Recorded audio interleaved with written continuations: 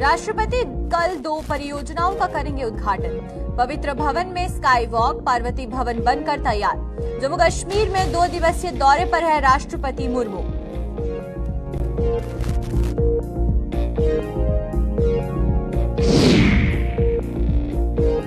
अग्निवीर की गोली लगने से गई जान। मेंढर के मनकोट सेक्टर में हुआ हादसा। मामले की तहकीकात में जुटी पुलिस।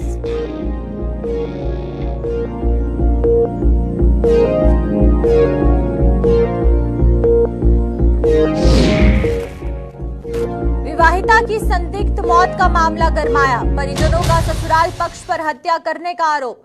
मजिस्ट्रेट की निगरानी में हो रही है पोस्टमार्टम।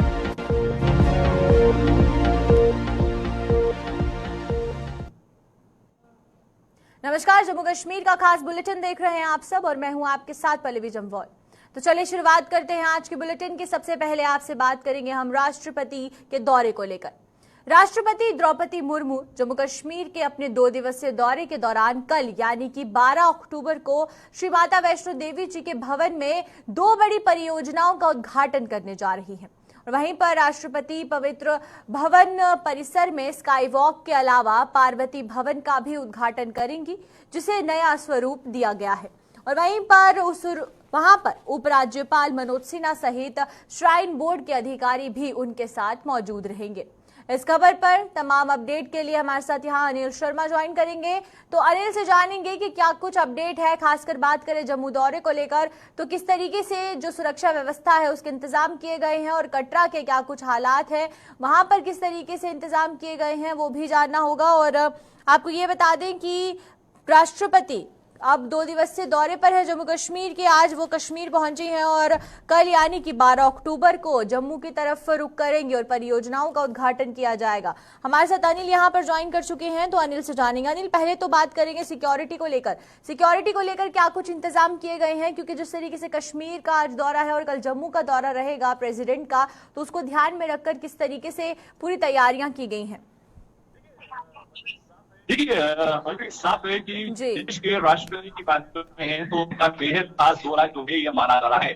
और आर्टिकल 370 के बाद ये पहला दौरा है और राष्ट्रपति बनने के बाद जम्मू कश्मीर का 2 दिवसीय दौरा की बात करते हैं। और इस वक्त आपको बता दें कि कश्मीर सूबे में देश के राष्ट्रपति की बात करते हैं तो वो वहां पर पहुंच चुकी हैं और उनको रिसीव करने के लिए जम्मू कश्मीर के उपराज्यपाल मनोज सिन्हा जी की बात करते हैं और गणमान्य लोग वहां पर उपस्थित थे और उनका एक बेहद खास जो है आज का दिन रहने वाला है। और जिस बीच आपको बता दें कि जहां पर दीक्षांत समारोह में जो है वो मुख्य तौर पर जो है वो उपस्थित होने वाली है और वहां पर जो है दीक्षांत समारोह में इस समय हिस्सा ले चुकी हैं।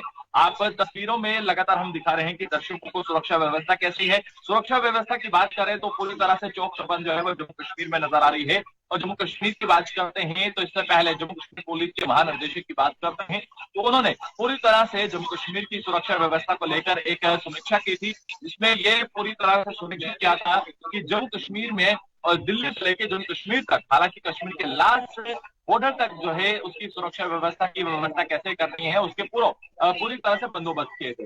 मगर वहीं पर अब आपको बता दें कटरा की बात करते हैं तो उनका कल का दौरा रहने वाला है और आज शाम को जो है वो राजभवन में वहां पर रुकेंगे और वहां पर रात्रि का भोजन करेंगी और अनुसूचित जनजाति की महिलाओं के साथ मुलाकात का जो है कार्यक्रम भी रखा गया है। और इस बीच आपको बता दें कि कल का जो दौरा है वो कल का दौरा जो है माँ वैष्णो देवी के स्थान का है। ये बेहद खास दौरा इसलिए माना जा रहा है कि वहां पर जो स्काई वे है उसका जो है कल शुभारंभ जो है देश की राष्ट्रपति के द्वारा जो है वो किया जाना है। और कल जम्मू कश्मीर के उपराज्यपाल मनोज सिन्हा भी वहां पर उपस्थित रहने वाले हैं और उनके देश के राष्ट्रपति की बात करते हैं तो उन्हीं के घर कमलों द्वारा वही ये का है वो शुभारंभ होगा। और आपको बता दें कि 60 मीटर लंबी जो है ये बताया जा रहा है कि ये जो नेचुरल जो केव बनाई गई है योजनाएं हैं जिसका उद्घाटन कल किया जाएगा। और वहीं पर अगर बात करें मां वैष्णो देवी के दरबार में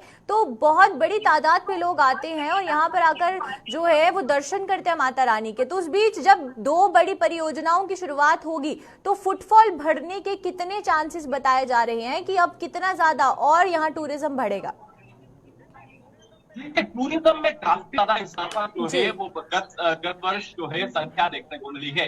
और इस बार के आंकड़े के अनुसार अगर हम बात करते हैं तो लगभग जो है जो अभी तक आंकड़ा है, हालांकि श्री माता वैष्णो देवी स्थान की बात करते हैं तो लगभग जो आंकड़ा है वो 74 लाख के करीब जो है आंकड़ा बताया जाता है। और जो आने वाले वर्ष की बात करते हैं, जो अगर ये जो वर्ष चल रहा है वर्ष 2023 की बात करते हैं तो ये लगभग आंकड़ा जो है 1 करोड़ के पार जाने का जो है वो पूरी तरह से श्राइन बोर्ड द्वारा जो है वो व्यवस्था की जा रही है। और जिस तरह से आपने पूछा कि इस केव के बाद जो है टूरिज्म में कितना जो है वो बूस्ट होगा, तो कहीं ना कहीं जो बेसब्री के साथ जो श्रद्धालु हैं, जो देश विदेश से यहाँ पर आते हैं, माँ वैष्णो देवी के शीश निभाते हैं, तो कहीं ना कहीं और उत्साह बढ़ जाएगी कि वहां पर पहुंचे, शीश निभाएं, उस स्काईवे का रास्ते का जो है वहां से सफर करें और माँ के 9 रूप हैं, उन 9 रूपों का जो है वो दर्शन कर पाए। तो कहीं ना कहीं आप ये देखिए कि एक बड़ा अद्भुत जो है ये नजारा रहने वाला है। और पावन नवरात्रे भी शुरू होने वाले हैं। उन पावन नवरात्रों से ठीक पहले ये शुभारंभ करना और कहीं ना कहीं जम्मू कश्मीर के वासियों के लिए एक बड़ी सौगात जो है देश के राष्ट्रपति द्वारा, उनके द्वारा ये समर्पित की जाएगी। जी चलिए, बहुत बहुत शुक्रिया आपका अनिल तमाम जानकारी देने के लिए। तो ये थे हमारे साथ अनिल शर्मा। और वहीं पर जहां हम बात कर रहे हैं राष्ट्रपति के दौरे को लेकर, तो राष्ट्रपति के दौरे को लेकर जो पूरी तैयारियां हैं वो की गई हैं। और जिस तरीके से आज कश्मीर का दौरा है और उसके साथ कॉन्वोकेशन खत्म होने के बाद अब जम्मू का कल जो दौरा है वो शुरू होगा। 2 दिवसीय दौरे पर है, जिस बीच 2 परियोजनाओं का उद्घाटन जो है वो राष्ट्रपति द्वारा किया जाएगा।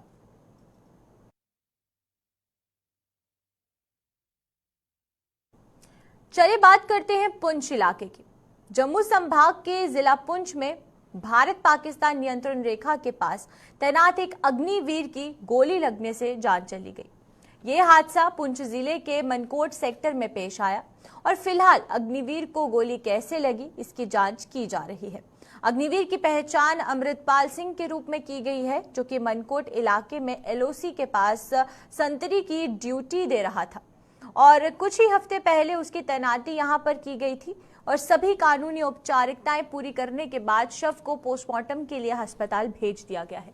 इस खबर पर हमारे साथ जानकारी के लिए ताहिर यहां पर ज्वाइन करेंगे, तो उनसे जानेंगे कि क्या पूरा मामला है और आखिरकार इसको लेकर किस तरीके से अब जो जांच है वो आगे की जा रही है, ये जानना भी जरूरी है। तो मेंढर की अब तस्वीरें देख रहे हैं अपनी टीवी स्क्रीन पर जो कि सामने आ रही हैं। और ये व्यक्ति जो कि एक अग्निवीर योजना की जो शुरुआत हुई थी सरकार द्वारा, उसके तहत एक अग्निवीर बनकर तैनाती हुई थी इसकी। और ये बताया जा रहा है कि कुछ हफ्तों पहले ही जो तैनाती है वो यहाँ पर की गई थी इसकी, भारत पाकिस्तान नियंत्रण रेखा के पास जो था वो अमृतपाल की तैनाती हुई थी। और उसके बाद गोली लगने से ये जो पूरा वाकया है ये सामने आया है। आखिरकार क्या कारण अभी तक बताए जा रहे हैं, इसको लेकर इन्वेस्टिगेशन किस तरीके से होगी ये जानना जरूरी है। तो ताहिर हमारे साथ यहाँ पर ज्वाइन कर चुके हैं, तो ताहिर से जानते हैं।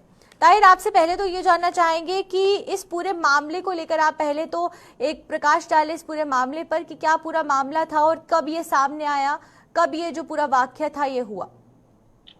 जी पहले मैं आपको बता दूं कि आज सुबह अर्ली मॉर्निंग में एक खबर सामने आई, वो मेंढर के मनकोट सेक्टर से आई, जहां ये बताया जा रहा था कि अग्निवीर का एक जवान जो था जी वो जो है जो अग्निवीर का जवान था उसकी डेथ हो गई है जी। और कुछ गन शॉट की आवाज आई। उसके बाद जब पुलिस मौके पे पहुंची तो पुलिस का ये कहना था कि जब हम वहां मौके पे पहुंचे तो हमने देखा कि उसको बुलेट्स इंजरी हुई है।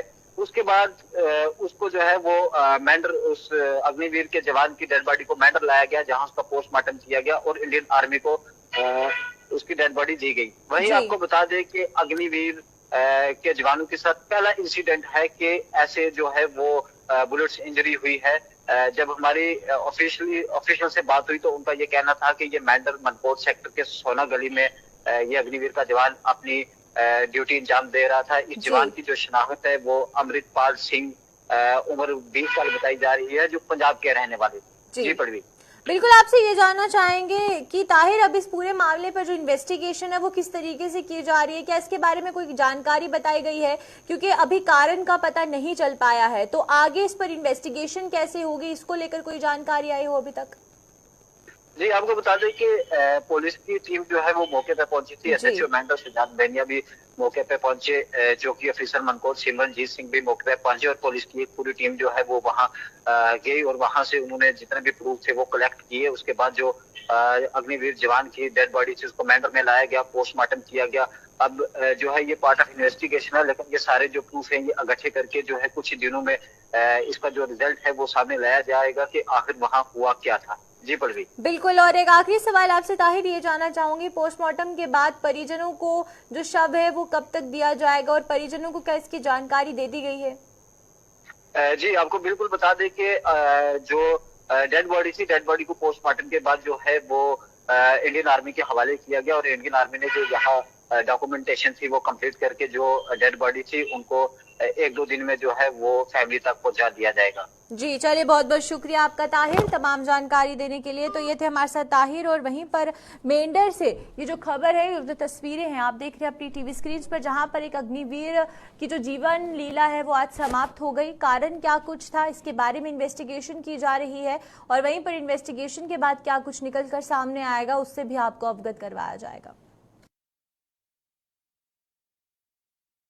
तो चलिए अब कठुआ जिले की बात करें। कठुआ में संदिग्ध परिस्थितियों में अपने ससुराल में फंदे से झूलती महिला की सुषमा नाम की महिला की मौत का मामला भी गर्मा गया है। विवाहिता के मायके पक्ष ने उसके ससुराल पक्ष पर हत्या करने का आरोप लगाया है। जीएमसी कठुआ की में मृतका के परिजनों ने आज जमकर बवाल किया और ससुराल पक्ष के खिलाफ कड़ी कार्रवाई की भी मांग की है।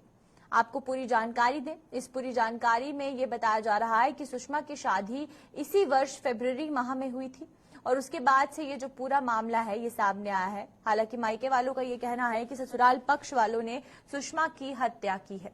पूरा मामला क्या कुछ है, इस पर तमाम जानकारी के लिए कुछ ही देर में रंजीव हमारे साथ यहाँ पर ज्वाइन करेंगे।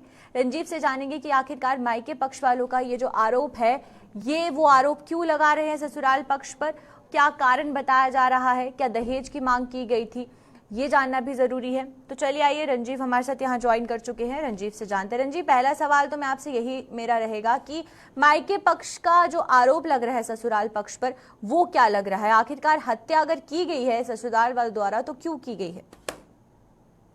बिल्कुल पल्लवी, मैं बताऊं कि ये जो मामला है ये कठुआ के कंडी इलाके का गांव है मेरठ जी। मेरठ में कल शाम को वहां गगवाल की जिसके मायके थे वो उनकी बहू जो थी उसने फंदे से झूलता हुआ उसके घर में ही उसका शव जो कल शाम को मिला था, जिसके बाद से उसे परिजनों ने पुलिस को सूचित किया और पुलिस ने शव को जो है जिला मेडिकल कॉलेज कठुआ में शिफ्ट कर पाया।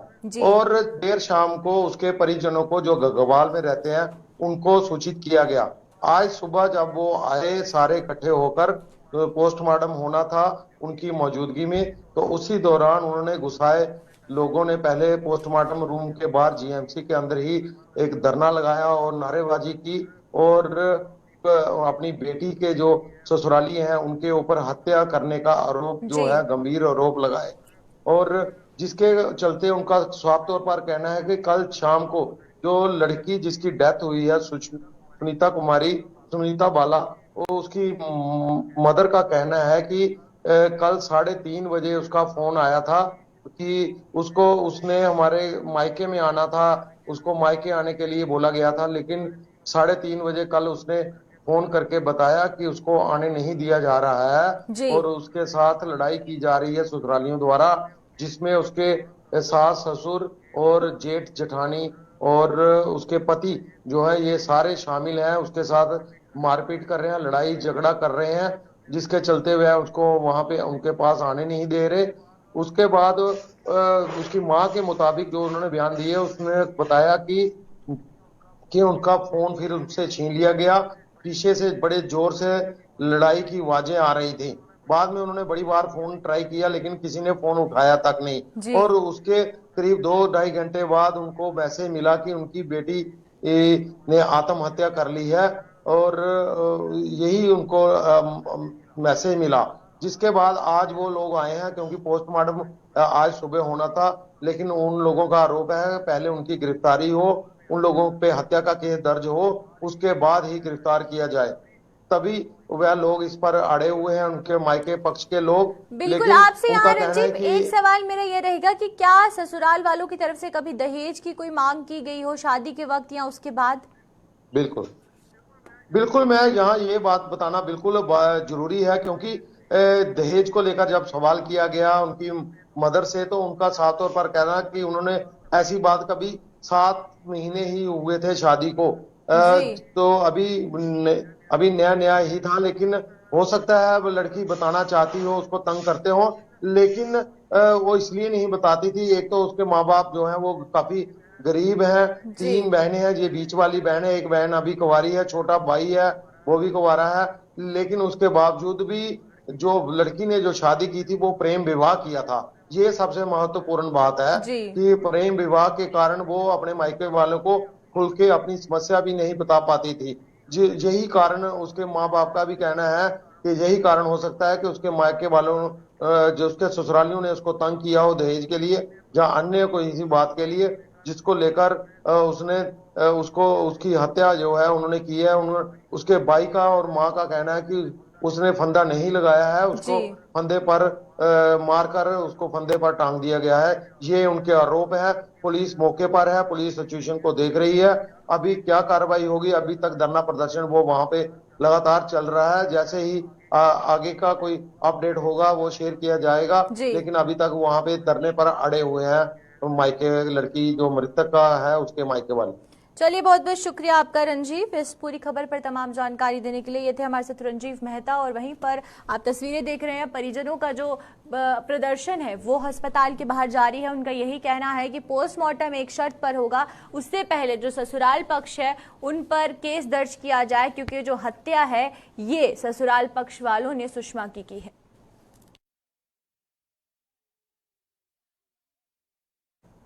जम्मू में एक बार फिर हिंदू मुस्लिम भाईचारे की मिसाल देखने को मिल रही है। हर बार की तरह इस बार भी विजयदशमी के उपलक्ष्य पर रावण, कुंभकर्ण और मेघनाथ के पुतलों को दोनों समुदाय के कारीगर तैयार करने में जुटे हुए हैं। शहर के गीता भवन परिसर में इन दोनों समुदाय के कारीगर आपसी भाईचारे का संदेश दे रहे हैं, जिसकी हर कोई तारीफ भी करता हुआ नजर रहा है। आप तस्वीर देख सकते हैं, जो कि तस्वीरें आप अपनी टीवी स्क्रीन पर देख रहे हैं कि पुतलों की तैयारी होना शुरू हो चुकी है और विजयदशमी के उपलक्ष्य पर इन पुतलों को जलाया जाएगा। रावण, मेघनाथ और कुंभकर्ण के पुतले बनाने के लिए बाहरी राज्यों से जो लोग हैं वो जम्मू कश्मीर आते हैं। जम्मू आकर ये पुतले तैयार किए जाते हैं और इसकी तैयारियां कई दिनों पहले ही शुरू हो जाती हैं। और वैसा ही कुछ देखने को भी मिल रहा है, जहां पर विजयदशमी के उपलक्ष्य पर ये जो पुतले हैं ये तैयार किए जा रहे हैं और जो कारीगर हैं वो बाहरी राज्यों से जम्मू पहुंच चुके हैं। तो चलिए आइए, हमारे साथ तमाम जानकारी के लिए शिल्पा यहाँ पर ज्वाइन कर चुकी हैं, तो शिल्पा से जानेंगे।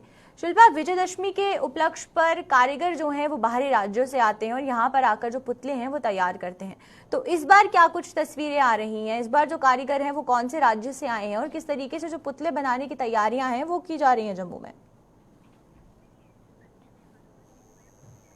पर मनाया जाता है और काफी लंबे समय से इन लोग जो है, आम जनता जो है वो इंतजार करते हैं कि कब रावण दहन किया जाएगा। और वहीं पर अगर कारीगरों की बात करें तो लगभग 50 ऐसे कारीगर हैं जो कि उत्तर प्रदेश के मैरिड जिला से एक गांव से आते हैं और ये लगभग 50 कारीगर हैं जो कि यहाँ पर काम करते हैं और काफी बारीक इनका काम रहता है। बांस से ये रावण के पुतले जो है वो बनाए जाते हैं, कुंभकर्ण के पुतले बनाए जाते हैं, यानी परिवार सहित जो है वो पुतले यहाँ पर तैयार किए जाते हैं। और ये कारीगर जो है ये अलग अलग कारीगर हैं, यानी कि अलग अलग समुदाय के ये कारीगर हैं, हिंदू समुदाय के, मुस्लिम समुदाय के, तो कहीं ना कहीं एक भाईचारे का भी यहाँ पर प्रतीक देते हैं। और जब इन कारीगरों से हमने बातचीत की तो इनका ये कहना है कि आखिर कारीगर कोई भी हो, हिंदू हो या मुस्लिम हो, किसी भी समुदाय का कोई भी व्यक्ति हो, लेकिन जो कला इनमें है वो कला आगे ये प्रस्तुत करते हैं। और इस तरीके से रावण, कुंभकर्ण के ये पुतले जो है वो बनाए जाते हैं। और काफी इनकी अगर ऊंचाई की बात करें तो एक पुतला, यानी कि जो रावण का पुतला है वो 65 फुट ऊंचा ये पुतला है। और जिस तरीके से, यानी कि 1988 से ये कारीगर जो है वो यहाँ पर आते हैं और ये कारीगर जो है 50 लगभग कारीगर आते हैं जहाँ पर ये पुतले जो है वो बनाए जाते हैं। जी बिल्कुल। आपसे शिल्पा एक सवाल ये जानना चाहूंगी कि जिस तरीके से कारीगर काम कर रहे हैं, तो अभी तक जो पुतलों का कार्य है वो कहाँ तक पहुँचा है? देखिए लगभग 16 दिन हो चुके हैं और अब कुछ ही दिन बचे हैं और इन्हें तैयारियों को जो है वो अंतिम रूप दिया जा रहा है। लगभग 50 ऐसे कारीगर हैं जो कि इस वक्त काम कर रहे हैं और तैयारियों को फिलहाल अंतिम रूप दिया जा रहा है। नवरात्रे, हालांकि कुछ ही समय के बाद जो है वो नवरात्रे देखने को मिलेंगे और उसके बाद से जो है अलग अलग जम्मू से अलग अलग जिलों में जो है ये रावण के पुतले भेजे जाएंगे। और जम्मू की बात करें तो जम्मू में जिस तरीके से अलग अलग ग्राउंड पे जो है वो रावण दहन देखने को मिलता है, तो यानी कि तैयारियों की बात करें तो तैयारियों को जो है फिलहाल अंतिम रूप दिया जा रहा है। जी चलिए, बहुत बहुत शुक्रिया आपका शिल्पा तमाम जानकारी देने के लिए। तो ये थी हमारे साथ शिल्पा शर्मा। और वहीं पर आप देख सकते हैं तस्वीरों में कि किस तरीके से गीता भवन में जो पुतले हैं वो बनाए जा रहे हैं और जिस तरीके से शिल्पा ने जानकारी दी कि 50 से ज्यादा कारीगर हैं जो कि उत्तर प्रदेश के मेरठ जिले से आए हैं और वहां से आकर ये लोग यहाँ पुतले बना रहे हैं और विजयदशमी के उपलक्ष्य पर इन पुतलों को जलाया जाएगा। अखनूर में महाराजा गुलाब सिंह मेमोरियल लाइब्रेरी की हालत बद से बदतर हो चुकी है और अब ये इतिहास पन्नों में लुप्त होती जा रही है। इस लाइब्रेरी की पुरानी बिल्डिंग को नई बिल्डिंग के निर्माण के लिए तोड़ दिया गया था, लेकिन ये परियोजना मात्र नींव पत्थर से आगे नहीं बढ़ पाई।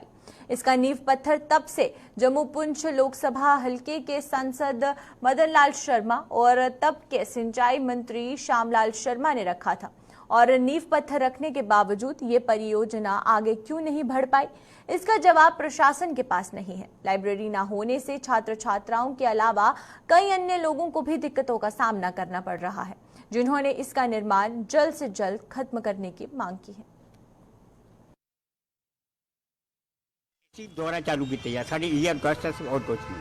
फिर बिले टाइम टेबल इतना आनियाँ पढ़ते रहे, किताबा ले लैनियाँ तो दूए तीन दिन वापस करी नहीं। काफ़ी चीज़ की बनी रही है उत्थे चुपियाँ कोई पहले उठो ली फिर लीए उत्थे काम से मतलब किताबा सुटियाँ कदें खुद सुटे। दो इतने स्टाफ के मैंबर भी है वो भी अगर इतने खजल कोई रोग नहीं है। हूँ सुनने जाया भी हाँ ऐसी फंड होया शायद दिन चालू करी नहीं पौनी की गलती होगा। हूँ कुछ करने मोबाइल लग गया जैन निका के बड़ा के मोबाइल जैन लाइब्रेरी खुलनी चाहिए है बच्चे वास्ते। लोकल की नहीं है स्कूल लाइब्रेरी किताब बच्चे वास्ते पढ़ी दी शीशा गल बनाई दी असी तो जी किताब नहीं लभदी इतों लभदी है 12 तो लभनी लोकल वाजे तो पैसे बटने। और इन्ना अच्छा हा सब कुछ अच्छा ही चल रहा था। बस 2014 च आख्या कि नवी बनवानी है लाइब्रेरी, पुरानी हुई दी है ये नवी बनवानी है। नवी की नींव रखी उड़ी लेकिन पुरानी भी तोड़ी उड़ी।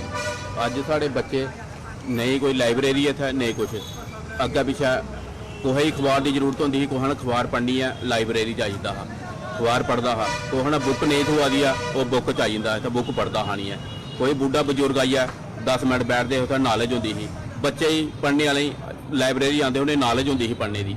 लेकिन मारे था वो होया कुछ नहीं। 2014 च नींव पत्थर रखा नहीं लाइब्रेरी का, लेकिन कोई अग्गा कोई प्रोग्रेस नहीं हुई है। ये पता के होया कि नहीं होया, पुरानी भी तोड़ी उड़ी। अज बच्चे भी इंजा खज्जल हुआ देन। अस ये तुंदे माध्यम करना ये आखना चाहते हैं एलजी प्रशासन की तो इसी जल्द को जल्द लाइब्रेरी की ठीक किया जा और इतना जल्दी डिवेलपमेंट की जा और जल्दी जल्दी इतना बच्चे आन कैसे सीखन। लाइब्रेरी हो तो बच्चे भी कैसे सीखना, लाइब्रेरी नहीं हो तो सीखना गुना कैसे इतना लभदा कख नहीं है, नहीं कोई किताब नहीं कोई अखबार नहीं कख। इस करके तुंदे माध्यम करना अस ये आखने कि इस लाइब्रेरी जल्दी को जल्दी ठीक किया जा, इतना बच्चे आन बच्चे पढ़न और सारे बजुर्ग भी आते भी अखबार पढ़ते सारे की वो है। इस लाइब्रेरी सब कुछ लभी सकता और अज देखो लाइब्रेरी बुरी हालत है।